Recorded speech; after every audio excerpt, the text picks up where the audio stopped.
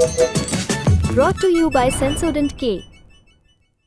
अभी लेके आए सेंसोडेंट के। टूथ का करंट गॉन तो लाइफ का करंट ऑन। सर्दियों का मौसम उन लोगों के लिए बहुत भारी हो जाता है जिन्हें सांस से जुड़ी समस्याएं होती हैं। कई लोग लगातार खांस रहे होते हैं, सांस लेने में सीटी जैसी आवाज़ आती है जिसको हम व्हीजिंग कहते हैं, ठीक तरह से सांस नहीं आती। अब आज के एपिसोड में जानेंगे ठंड में फेफड़ों को किस तरह का खतरा रहता है और क्यों होता है। साथ ही जानेंगे इससे कैसे बचा भी जा सकता है। सुनिए।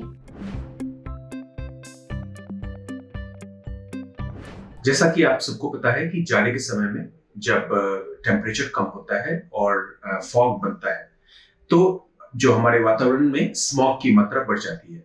ये पर्टिकुलरली हमारे सांस की नलियों के लिए काफी ज्यादा नुकसानदायक होते हैं। वैसे व्यक्ति जिनको पहले से asthma, COPD, pulmonary fibrosis, bronchitis ये सारी बीमारियां हैं, उनके लिए पर्टिकुलरली ये मौसम ज्यादा चैलेंजिंग हो जाता है, क्योंकि जो ही आप इन पॉल्यूशन के कण या इन पॉल्यूटेंट्स जब आप उसको इनहेल करते हैं तो आपके फेफड़े में सूजन पैदा होती है, जिसके कारण आपके सिम्टम्स, आपके लक्षण थोड़े ज्यादा बढ़ जाएंगे।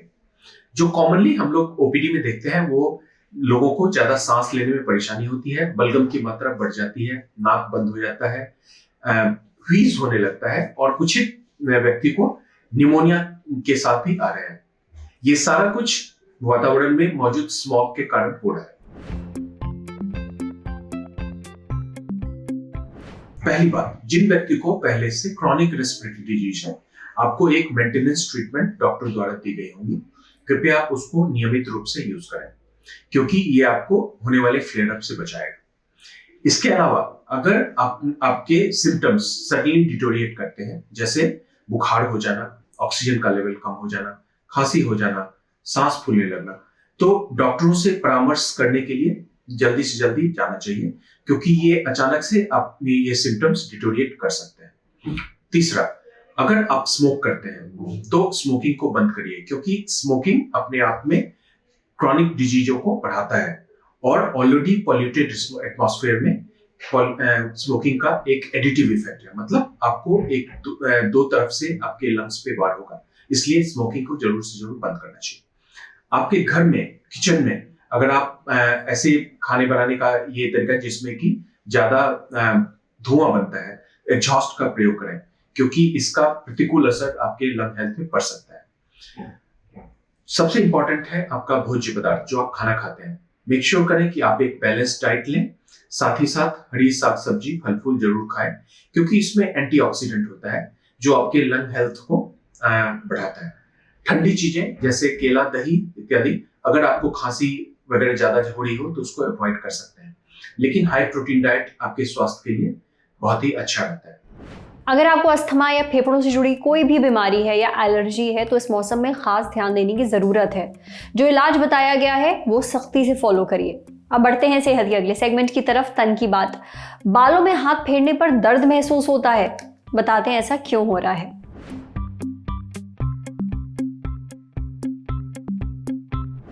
हड्डियों में दर्द, मांसपेशियों में दर्द, ये सब तो सुना है, पर क्या आपके बालों में भी दर्द होता है जब आप उन पर हाथ फेरते हैं या कंघी करते हैं? अब ऐसा क्यों होता है? अव्वल तो ये आपके बाल नहीं है जिनमें दर्द हो रहा है, आपके हर बाल की जड़ से एक नर्व जुड़ी हुई होती है, उन पर असर पड़ता है। आपके सिर की स्किन के अंदर होते हैं ब्लड वेसल्स यानी धमनियाँ। जब ये सूज जाती हैं तो इनके आसपास जो मौजूद नर्व्स हैं यानी तंत्रिकाएं हैं, उन पर प्रेशर पड़ता है, आपको वो दर्द वाला एहसास होता है। अब धमनियों में सूजन क्यों आ जाती है? इसके पीछे कई कारण हो सकते हैं, जैसे आपने बाल बहुत टाइट बांध रखे हैं, अगर आपके बाल लंबे हैं और आपने पोनी टेल बांधी है। इसके अलावा स्ट्रेस, डैंड्रफ, सोराइसिस, डर्मेटाइटिस, प्रदूषण, सिर में चोट, माइग्रेन, हेलमेट और हेयर ड्रायर के इस्तेमाल से भी ऐसा होता है। अब आप इससे निपटने के लिए क्या कर सकते हैं? अगर ये दर्द आपको किसी मेडिकल कंडीशन के कारण हो रहा है तो सबसे पहले तो आपको उस कंडीशन का इलाज करवाना होगा। अगर आपके सिर में डैंड्रफ हो रहा है और इसके साथ दर्द भी है तो ज़रूरी है कि आप किसी डॉक्टर से मिलें, वो आपकी जांच करके सही वजह बताएंगे, क्योंकि हो सकता है आपको फंगल डैंड्रफ हो। पर अगर ऐसा किसी मेडिकल कारण से नहीं है तो आप बाल धोने के लिए जो प्रोडक्ट्स इस्तेमाल कर रहे हैं उन्हें बदल कर देखिए। किसी भी तरह का कोई प्रोडक्ट अपने सिर पर मत लगाइए, अपने स्कैल्प को थोड़ा आराम दीजिए। कुछ समय बाद आप तेल से अपने बालों का मसाज कर सकते हैं, आराम मिलेगा। आप अपने बालों की जड़ों में एलोवेरा जेल भी लगा सकते हैं, ये सूजन से आराम दिलाएगा। इसे 30 मिनट तक लगे रहने दीजिए और इसके बाद सादे पानी से धो लीजिए। अगले दिन शैम्पू कीजिए। समझे? अब बारी है सेहत के आखिरी सेगमेंट की, खुराक यानी झक्कासी हेल्थ टिप। बिना चाय छोड़े वजन घटा सकते हैं, हम बताते हैं कैसे। हम एक चाय पसंद देश हैं। कुछ लोगों की तो सुबह ही चाय से होती है। ऐसे भी लोग हैं जो दिन में 5 से 6 कप या उससे ज्यादा चाय पी जाते हैं। कई लोगों को चाय के साथ बिस्किट, नमकीन या फिर रस्क खाना पसंद है। जब एक चाय प्रेमी वेट लॉस करने की ठानता है तो उसके सामने बड़ी दुविधा होती है। क्या वेट लॉस की खातिर चाय की कटौती करनी पड़ेगी? क्योंकि जितनी कैलोरीज आप दिन भर में एक्सरसाइज करके घटाएंगे, 5 से 6 कप चाय और उसके साथ नमकीन खाने से लगभग उतनी ही कैलोरीज वापस शरीर में चली जाएंगी। लेकिन चाय प्रेमी परेशान ना हो, क्योंकि इस पूरी समस्या के बारे में न्यूट्रिशनिस्ट लीमा महाजन ने अपने इंस्टाग्राम पोस्ट पर बात की है। चाय को पूरी तरह से छोड़े बिना भी एक्स्ट्रा कैलोरी से बचा जा सकता है।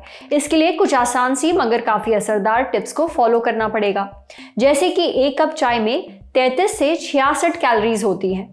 चाय में मौजूद कैलोरीज का एक बड़ा हिस्सा दूध से आता है, इसलिए कम फैट वाले दूध को चाय बनाने के लिए इस्तेमाल करिए।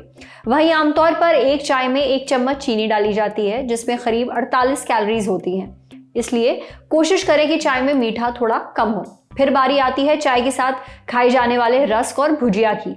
100 ग्राम रस्क में करीब 450 कैलोरीज और 30 ग्राम चीनी होती है। वहीं 100 ग्राम भुजिया में 500 से ज्यादा कैलोरीज होती हैं। इतना ही नहीं, इनमें ढेर सारा ट्रांस फैट, मैदा और पाम ऑयल भी होता है, और जो सेहत के लिए बिल्कुल भी अच्छा नहीं है। तो चाय के साथ इन्हें खाने से बचिए। इसके अलावा खाली पेट चाय मत पीजिए, इससे एसिडिटी होती है।